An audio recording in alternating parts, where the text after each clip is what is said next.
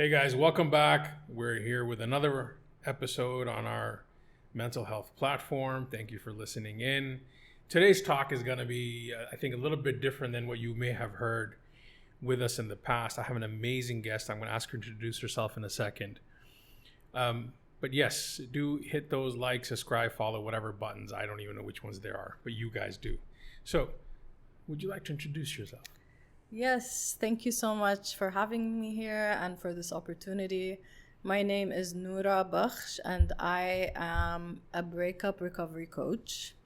And I've been doing this work for a couple of years now. And basically what that means is that I help people who are struggling with heartbreak or breakup or divorce, and kind of coaching them to go to a place where they're feeling on the path of recovery and that the breakup is past them. Oh, thank you so much for being here. This is great. Thank you. So, we've always talked about individual mental health and how a person is and how they're feeling and how we're not talking about it and the stigmas associated with it and all of these things. But a very huge aspect of people or humans is human relationships.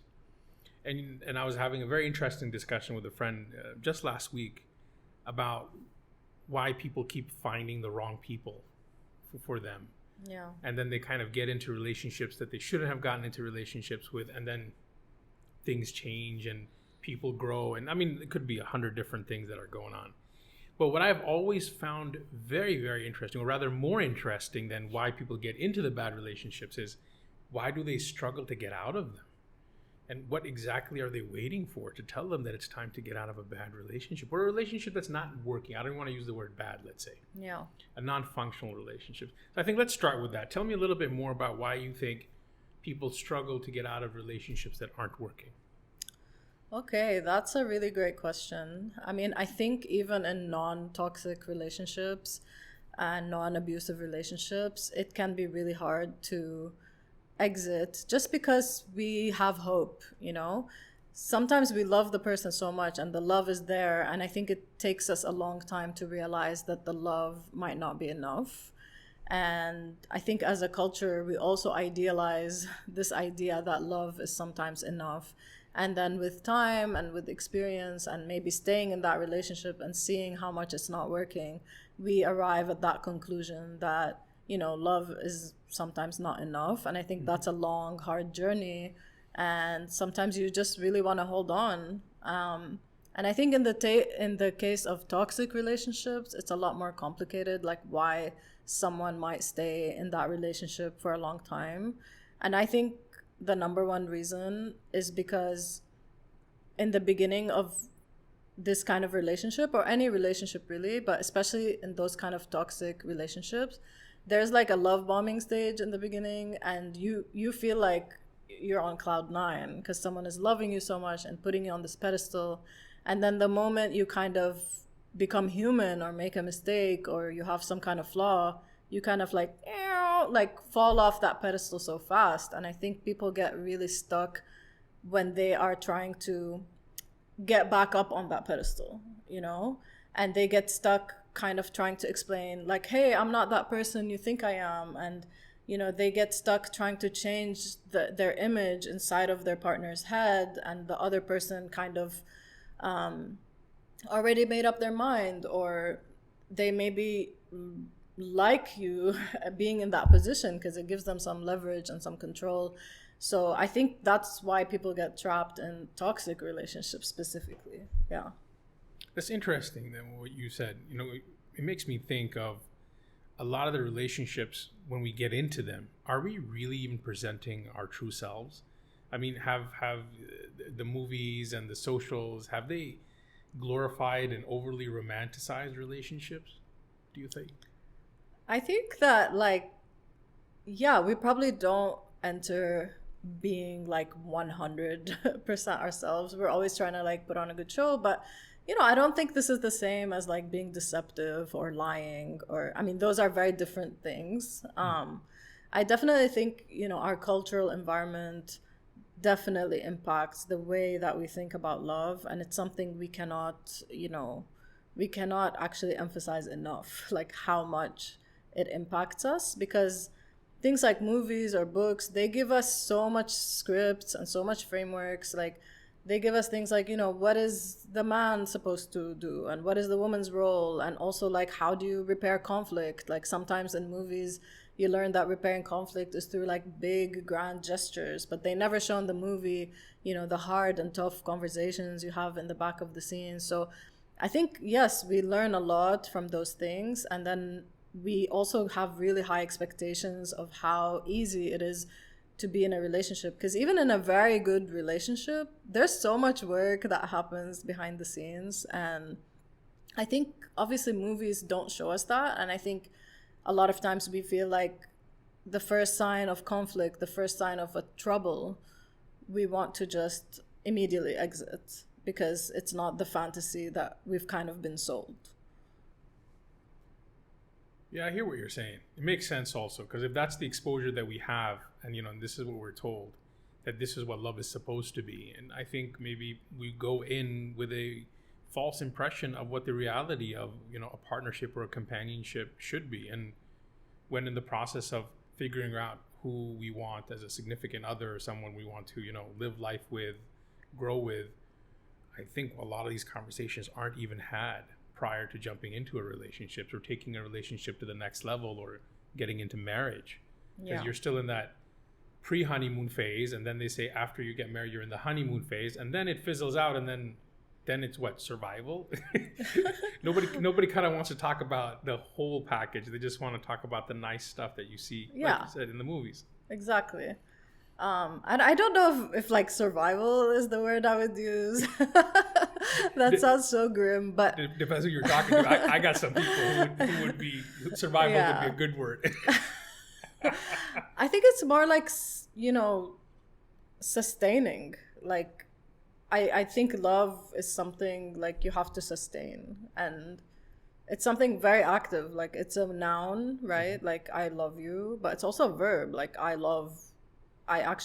do things to nurture this love. I do things to feed this love. And I think that doesn't always look pretty, it can sometimes have really tough conversations. Sometimes you have to realize like you are also really toxic in some things. You have to take ownership for your part of that dynamic. And yeah, it's really tough. I'm glad you brought that up. It's I very rarely talk to anybody who will start by saying, hey man, I was being toxic or I was being wrong. It's always the other person. Yeah. And then when you hear them out, and I only do this with very close friends, and I'm like, brother, you're toxic. Brother, in this situation, you the toxic one. Yeah. You the toxic one. And then, it's like a reality check for them. I'm like, look, you cannot operate with the assumption that the world works only from your perspective. Yeah. It's somebody else's perspective, and you have gotten together because you want to share a life together, which means you need to, first understand that there is another person's perspective on life, and second, you need to listen to that perspective, and then third, you need to figure out where your common ground is in that. And I think a lot of the relationships that I have seen, amongst friends and whatnot fall apart, most of them, as far as I can tell, go back to bad communication. I don't think we were ever taught how to be good communicators. Yeah. Just on that first point you mentioned, that like so many people are not willing to admit like their side of how they acted in harmful ways, etc. I think that this also ties back to kind of a discourse as a culture that we have that really divides people into like good and bad, especially the way we talk about about relationships and breakups. Like, there's always like a villain, there's an asshole, there's someone who is bad, and I think this is so damaging. And I think that it really also discourages us from looking at ourselves, because we don't want to be in that asshole category, we don't want to be in that bad guy category. And like, there's very little nuance when it comes to the conversation around breakup and relationships in general. Like, even something like cheating or infidelity, like, I think it's something so complex, and like there's definitely a story behind this. Like, I don't think that people who cheat are necessarily bad or assholes, or that relationship is doomed for life or something like that, but like, I think most people, when they talk about something like this, like, they would just be like, oh, like dump him, sis, you know, like people don't change, he's gonna do it again, etc., you know. So I think like this kind of binary of good and bad that we keep reinforcing, it makes people really scared to own the parts of themselves that could be harmful, which really it could be any of us, and put in any kind of situation that could be triggering us, like we could exhibit harmful behaviors. And then what was the other thing you talked about? Because I forgot now. I think I blanked on what I was just saying. Yeah. I was talking about how, you know, all the people that I've met, my friends who have talked to me about relationships, it always seems to be rooted in bad communication. Okay. Yeah, I think that's really interesting. Because I kind of don't agree. I mean, I think like having good good communication, obviously it's so important. But I also feel like it's not everything. And I think that there's an over focus on communication. Yeah, because sometimes you be communicating, you just don't like what the other person's saying, or you can't accept it, you know? I like what you said there. I mean, so if you're not going to listen, then communication doesn't really work, does it? Yeah, and I think a lot more like, I would love to have more of a conversation about acceptance, like acceptance that we are not all perfect. And I think like now there's so much, you know, content on like social media and stuff about, you know, how to be a good communicator and how to be like the perfect partner and how to do your relationship right. And it's like, dude, can we like not just be imperfect as well, and like hold space for that and accept parts of ourselves and our partners that are not going to be like 100% fixed. And I think like this is another thing that adds pressure of like, okay, if my partner is not like 100% perfect, like the posts on Instagram say that he should be, like, then it's wrong, you know? False advertising, I guess. Yeah. You know, anytime I talk to my friends, I said, look, I've always had a very unique approach to all types of relationships, whether it be friendship or more. And that's been that, you know, for me, if I meet somebody for the first time, there's a default baseline level of respect and trust. Yeah. And after that baseline, you will either earn it or it will go in the negative. And for me, that has always been a constant. Yet I make sure that I earn my friends' trust and respect through how I interact with them, through how I deal with them, through how I listen to them, and vice versa. And I feel that that is really pivotal in building quality friendships and relationships even. But circling back to, you know, talking about communication and holding space, I think you kind of like really hit the nail on the head when you said holding space for the other person and accepting their imperfections and understanding that they're only human, and having that false idea of them living up to these, you know, 3 checklist Instagram posts is just not realistic. Yeah. And I think we have to find that balance, perhaps, you know, between understanding and forgiving, but ultimately it's that safe space. The friends that I feel closest to, these are the ones that I am able to hold space for and understanding and patience for, and they do the same for me. And I don't know, there's a lot to be said about relationships which are one-sided, or one party is putting most of the effort and the other party's not. Yeah. I feel that in a lot of those cases, you know, one individual hits burnout at some point and says, you know what, I've been doing so much for so long, you don't seem to be bothered. Enough, I'm out. And then the other person would say, wait, I'm here to do something, but you never told me I was supposed to do something. Yeah. So what do you think about that? Do you feel that a lot of relationships that have, you know, reached their end, it's because one side was trying and the other wasn't? I think most relationships end because of that, right? Like they usually end because one person wants to be there and wants to work on it, and the other person, for a variety of reasons, doesn't want that anymore. It could be that they had a life change. It could be that they are going through grief and that gave them a different perspective on life, or, you know, they're not being themselves, or maybe they're having some kind of crisis, or maybe their values changed, or maybe whatever it is. But yani, it all does come down to, someone wants to work on it and the other person doesn't. And sometimes in rare cases you have people who mutually, you know, agree like this is not working anymore. But yeah, I think also, like, this is an example, I think, where sometimes communication doesn't always fix the problem. Like, you can tell someone, over and over and over again, like, hey, I want more from you, or like this need is not being fulfilled for me, or I'm feeling that this relationship is not reciprocal, this friendship is not reciprocal. But and that person could be like, yeah, and they could hear you and stuff like that, but at what point do you kind of look at their actions and kind of make a decision based on that? I think in this, like, we can fall into that trap of over communicating and not seeing like what's right in front of us, and thinking that if we change our style of communication, if we say it like this or if we say it like that, or maybe if they weren't so avoidant, or maybe if they weren't like a lot, and it's like at some point you have to accept like this person is like that, and no matter what way you communicate it, that's not going to change it, and you have to kind of make that decision yourself. Do I put distance? Do I exit this relationship, etc.? I like what you said over there about communication and action. And I've always, anytime I've talked to my friends, I always tell them the same thing. I'm like, look, whatever you're feeling, something is off or something's not right with your friends or your spouse or your significant other, but you keep thinking like, well, but the person is talking, the person's communicating. I'm like, look, if there's the difference between the talk and the action, if it gets big, this means the talk isn't true. Because if the action doesn't back up what they were talking, that means they weren't sincere about it. Or they're just doing lip service to make everything sound the way it's supposed to sound. But if there's no follow-up with the action, somebody says, hey, you know what? Hey, let's go out next weekend. It's been a while, I haven't seen you. I'm like, no problem, buddy. Let's go out next weekend. Okay, that's great. And then that conversation just like nothing gets planned out of it. Yeah. There's no action. There's no follow-up that says, hey, yeah, remember we talked about planning something next weekend. How about we go here? Or how about we go here? Or somebody says, yeah, I'll show up. And then last minute, oh, yeah, something came up. I can't show up. Yeah. And you've already made plans and the group is there and this one person's always missing.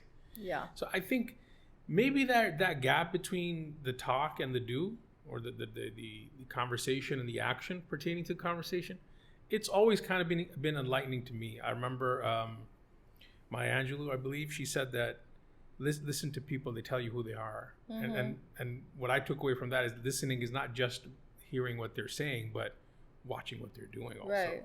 Yeah, 100%. Tell me a little bit more. I want to switch to the other side of the fence now. I want to talk about post-breakup. So whatever the cause may be, either mutually agreed or not agreed upon, and now you're kind of out of this situation. And some people are out of like a very short-term situation where nothing significant is going on. And then some people have been in a longer relationship or a marriage even, with kids even, and then they need to exit out of it. What's the common things that you're getting from the people that you talk to who have, exited the relationship? What are they feeling? Yeah. So I think heartbreak can even happen in short situations, by the way, or like situationships. I've seen it happen. I have clients who experience such a thing. So I think heartbreak is an experience. Sometimes it has to do with the length of a relationship, and other times no. And not every heartbreak is a breakup, and not every breakup is a heartbreak. So sometimes you just break up. Breaking up is like the act of, ending a relationship. But I think heartbreak is like an experience that you go through, and it's very specific. It doesn't happen every time. And I think the first thing that happens when someone is heartbroken is like, I call it the first stage, which is the shock. And you're just thrown off completely. You, even if you saw it coming, you could be very blindsided, very shocked. You could be really not functional for a while, maybe a few weeks or a couple of months. You're just not going to be yourself. And I recommend for a lot of people in that stage, like, to take some time off work if they need to, and just like create the conditions that will make you feel safe to fall apart. Because that's what ultimately ends up helping you later, to have that safe container to just like process all those negative feelings. And I think that first stage, it can last around like 3 months, where you're just feeling like absolute trash. And then after that, I think you start to stabilize, you start to, be a little bit more functional. You're eating better, you're sleeping better, you can focus at work, you can see friends, you're not crying all the time. And you're able to kind of take breaks from the grief that you're experiencing, but it's still like the overwhelming thing on your mind, like when you're free. And I think this is the stage where it's really beneficial to get some help if you're feeling stuck. And I would say the last stage of breakup, which is very interesting, it's kind of when you're kind of like almost over it, you're like 90% over it, but that scares you in a way because it's like, oh my God, like I'm actually forgetting this person, you know, I'm forgetting the memories, I'm forgetting everything about them. And there's almost this kind of like, you know, I wanna like not forget it completely. And in this stage, I see a lot of people, for example, they keep that wound alive, you know. Sometimes they will look at social media, they will look at pictures, they will look at old messages and like intentionally keep this wound alive because it keeps them connected to their ex in some way. And I think at this point is when you have the most power to be like, you know, this is a decision that I need to take at this point to close this door. It's not necessarily about how you're feeling and feelings that you can't control. Like this part you can definitely control. And you can be like, okay, I'm closing this door. Why do you think that is? Why do we find people looking at their exes' Instas and stalking and reminiscing? And like you said, I like how you phrased it. They keep the wound open. Why are we doing this? Seems very counterintuitive. I think a lot of things about the heartbreak experience are not logical, and I have to admit I've done it too. You know, I've stalked like my ex's social media and whatever, and I think it's honestly a way of staying connected to that person. I think it's a way of like not feeling excluded almost. Do you think it's about feeling like a failure? Like I don't want to feel like a failure because I failed at the relationship? Is maybe that part of it? I don't think that's connected to social media stalking and stuff, but I have heard people that, you know, express this sentiment. Like, I feel like if we break up or if we have a divorce, then it's going to be a failure, which I don't agree with, you know. Do you think that feeling is more societal pressures that, oh, what will everybody say? Oh, look, you know, you were with this person, you were married for like whatever, 5-10 years, and now you're getting a divorce. Oh, you're like going to be a divorced person. Do you think it's how society sees them as less? Do you think that creates peer pressure? Yeah, 100%. That's definitely a factor. We're still living in a society where, you know, it's much less stigmatized than before, but it's still something that, you know, it's not super normalized. And I think also people feel, even if, you know, it's not a divorce, even if it's a breakup, like people do feel a sense of failure sometimes when their relationship ends. And I think it's also associated to other feelings, like maybe I'm not good enough, or maybe if I tried this or that, or if only I did that thing, or if I only didn't make that one mistake and stuff like that. So and I think we also think that learning about relationships is the same as learning about any other thing. Like you pick up a book and read about it, or you take a course about it, and it's like it really couldn't be further from the truth. Because even if you have the best books on relationships, the best mentor, the best therapist, whatever, like the only thing that's going to be such a powerful teacher to you is like your own life experiences, you know? So but that's hard. It's hard. But also, like, I don't think we should see it as a failure if a relationship ends. Like, that doesn't mean, you know, that time was wasted. Like, no, you had fun with that person. You had amazing moments with that person. You learned a lot with that person. You had beautiful times with that person, you know? If that person wasn't in your life, you'd be, like, sitting there, you know? Like... Yeah, I hear you on that, but I also hear, like, a lot of my friends when they're, you know, fresh out of a breakup, like, oh, I can't believe I wasted so much time with her or so much time with him. Yeah. And I think part of it, that's right. But the other part of that is, well, you did share wonderful moments together. It just so happened that the not so wonderful moments exceeded the wonderful ones. And you ended up with like a net negative experience. I think it's also really common for someone fresh out of a breakup to have very extreme thoughts like that. And you might ask that person like a year later, and they might say, actually, I don't feel that way anymore. I don't feel like, you know, it was a huge waste of time, or I regret it. Like, I actually learned a lot, and now I can look back with a more neutral lens and see it differently. I like that, looking back with a more neutral lens. And I think you're right. It just takes more time for us to process and get it out of our system and to understand the situation better. Yeah. Have you noticed, let me ask you something. Have you noticed a difference, in between men and women and how they handle these things? Um, Honestly, not that much. I mean, I think like there's not one central experience for women and one central experience for men. Um, I think a lot of people would be surprised to know that a lot of men suffer a lot as well. And also if the person was the one who broke up or the one who was being broken up with, both can also really suffer. And I think maybe like the one thing I found very interesting about men is I think I've noticed, I don't know if it's true, I need to have a bigger sample size, but they are more okay with not having everything make sense. I noticed. Like, for example, if they had a breakup that, you know, they didn't have closure, or their ex just gave them like a vague reason, or maybe they didn't give them a reason at all, they're kind of just like, you know what, whatever, it's done, I'm gonna move on. I think with a lot of women, sometimes they get stuck in that place where they're like, but why? But why? But why? But Yeah. why? But why? I need it to make sense. I really need it to make sense. Obviously, this is not across the board, but I have noticed that men, even if they're in a lot of pain and stuff, sometimes they don't need everything to make sense to commit to moving on. Again, I don't think I have a large enough sample size either, but I'm just reflecting back to all my years and my friends and whatnot, and I kind of have always noticed that it's the woman who goes back to give the relationship a second shot, even though the guy is terrible. We know the guy's terrible because she doesn't have the why. And a lot of times I'm like, are you just going back into the relationship, into a bad relationship, knowing it's a bad relationship, to find the why, to break up again? Sometimes I don't get it. But it makes sense. What you said makes a lot of sense now when I reflect back to the conversations that I've had with the people I know. But that's very interesting. And I'm sure there's more data and there's more insight into the differences between how the genders handle breakups. That's very interesting.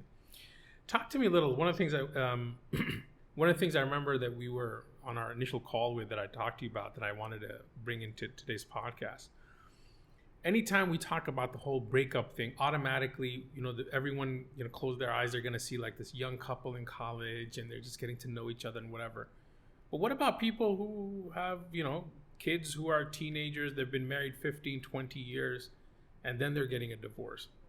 Have you seen that, and how have you seen your clients being able to handle that? Yeah, it can be a really different kind of experience.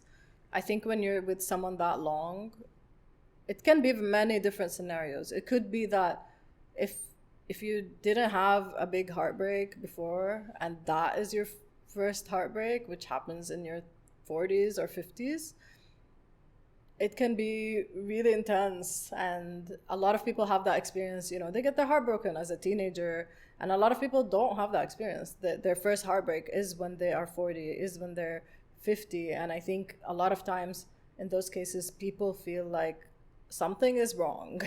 I'm going crazy, I'm going insane, it shouldn't be this hard, and it's like, no, it's just your first heartbreak. And people are like, oh, but I had a breakup, when I was 21. And I was like, yeah, but it probably wasn't a heartbreak,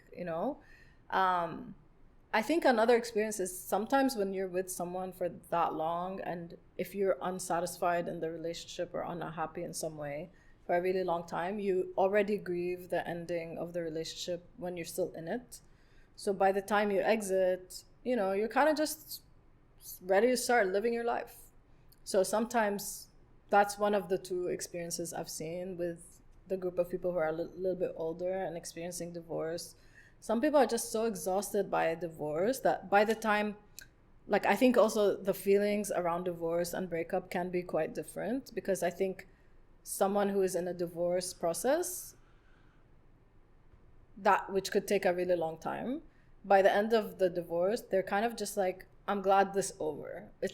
Like the bureaucratic nightmare of it, okay. Like there's that whole bureaucratic element and legal element that you have to deal with, which can be so exhausting, so financially draining. And I think a lot of people, going through divorce, when they're struggling with divorce, it can overlap with heartbreak, but it has its own set of struggles. Of course, with also custody and all this kind of stuff, there's a lot of layers to it. So sometimes for those people, they kind of just want it to be over. They want to be free, Yeah. No, I have a few friends who have gotten divorced in their late 30s and early 40s.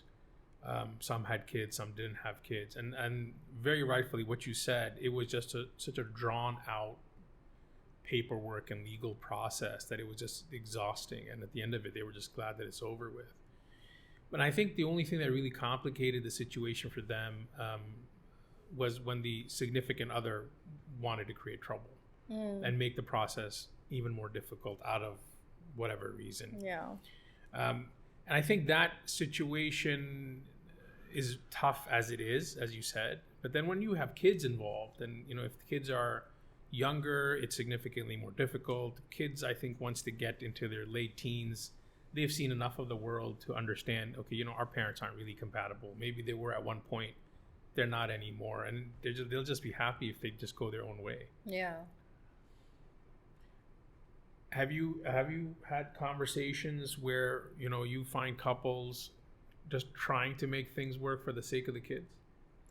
Definitely. Yeah, because a lot of people, sometimes they come to me when they're not broken up yet, but they're considering it, and there are kids involved. And with those people, usually because every situation is unique, so I cannot give a generic recommendation. So it becomes more about asking them the questions to get to know their situation a bit better. And what I do in that situation is just help them envision all the different kinds of outcomes that are possible and all the different options that they could take. So is it like, maybe you separate, but you live in the same house? Maybe you separate, but you don't live in the same house?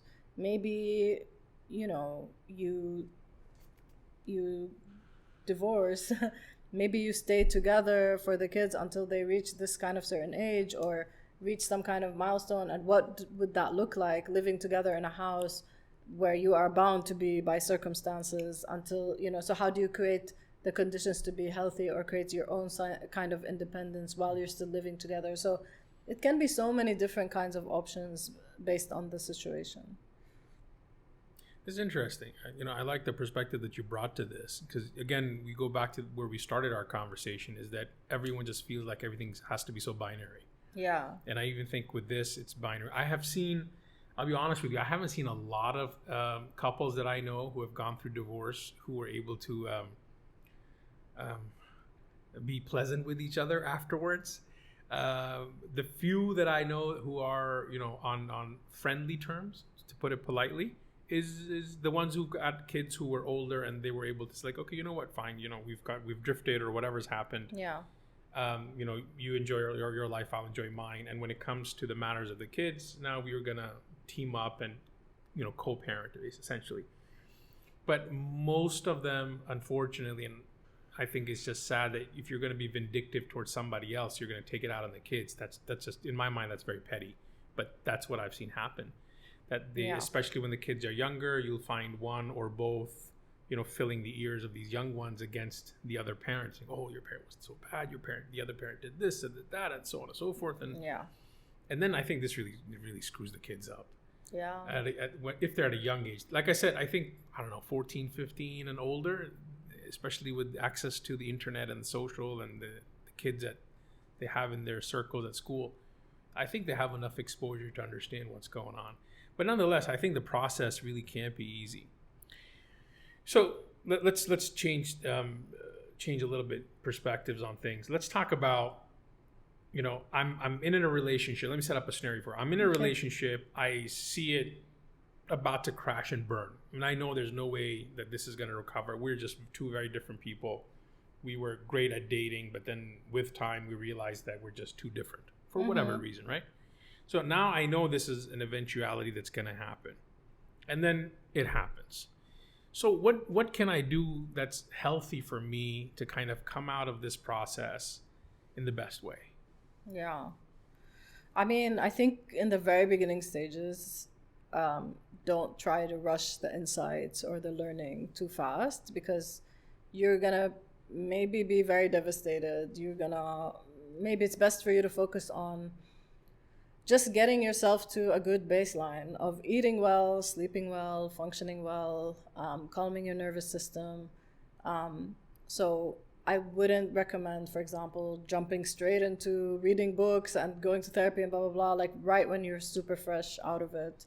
Because I think when you rush it too fast, it becomes, people who rush it like that, they might just be like, I want to get my ex back. What are the quick tips, to get the ex back?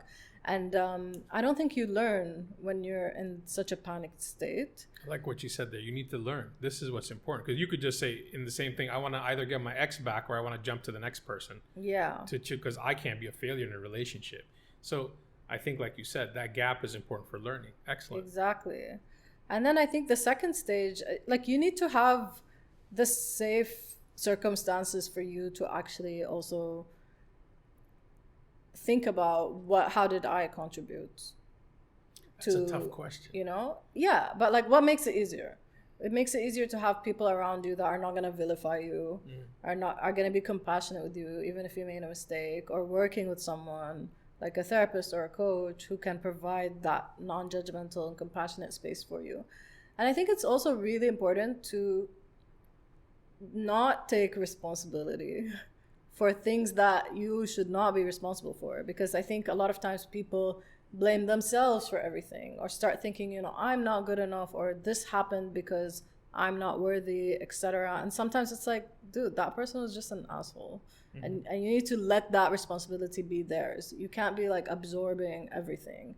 And a lot of times it's a mixture of the two things, right? And like a non-abusive setting, like there are parts that you would own and that your partner would own. Okay, like maybe you were very controlling because you were scared of a certain outcome. Maybe you've been cheated on before, so in order to protect yourself, you were like a little bit controlling, and maybe that person, their mistake was, okay, not communicating that this was intense, or maybe they can reassure you in a way so that they help you with not exercising this control. So kind of thinking about how problems are always collaborative, or a lot of the times, and what part do we own and what part do the other person own? And also not being so hard on ourselves, because let's say if I'm someone who struggles with control issues, like I could maybe struggle with that for the rest of my life,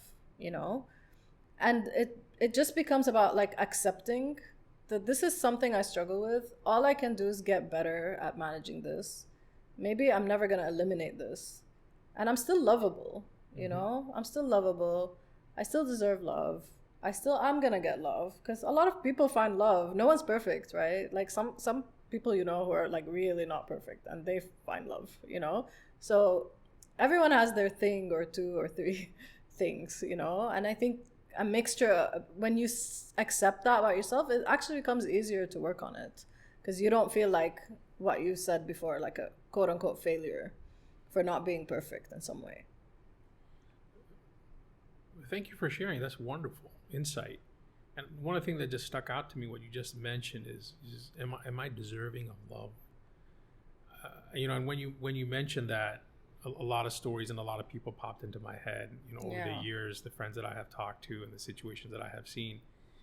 And I always used to find it, I don't want to use the word shocking, but I always used to find it, in a combination of curious and awe, that why would someone feel that they're not deserving of love? Shouldn't everyone feel that they are deserving of love? Yeah.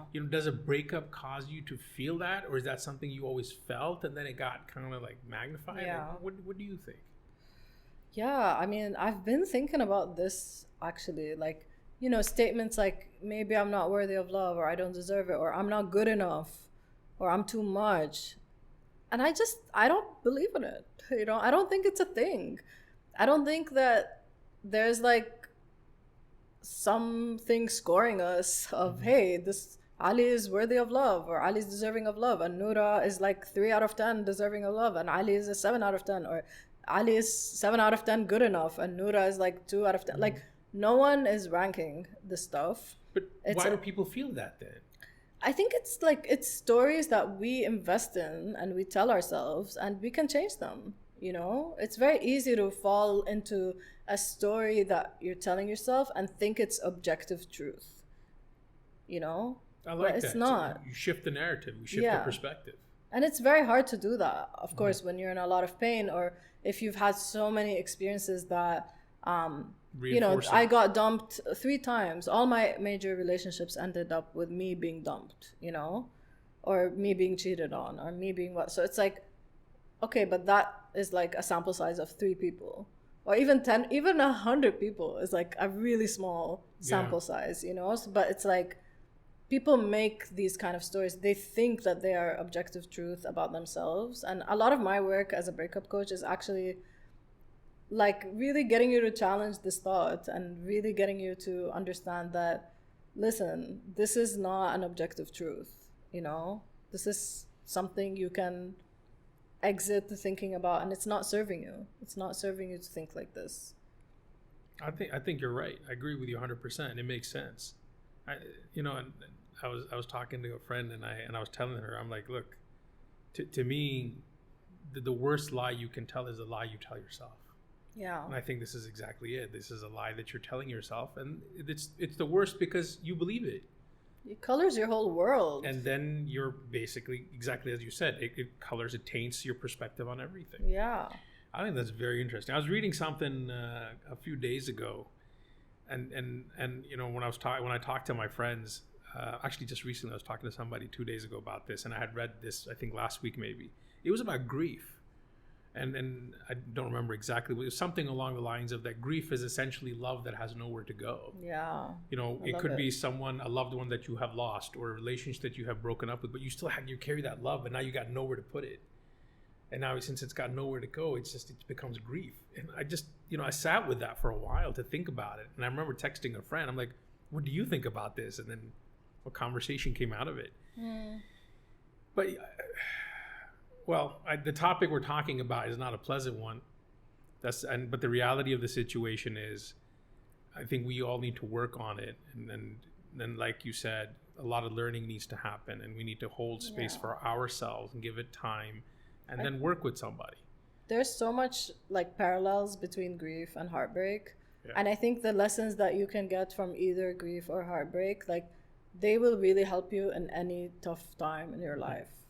And working with someone like a breakup coach, like, that's going to give you the tools to be resilient in any kind of tough situation in your life.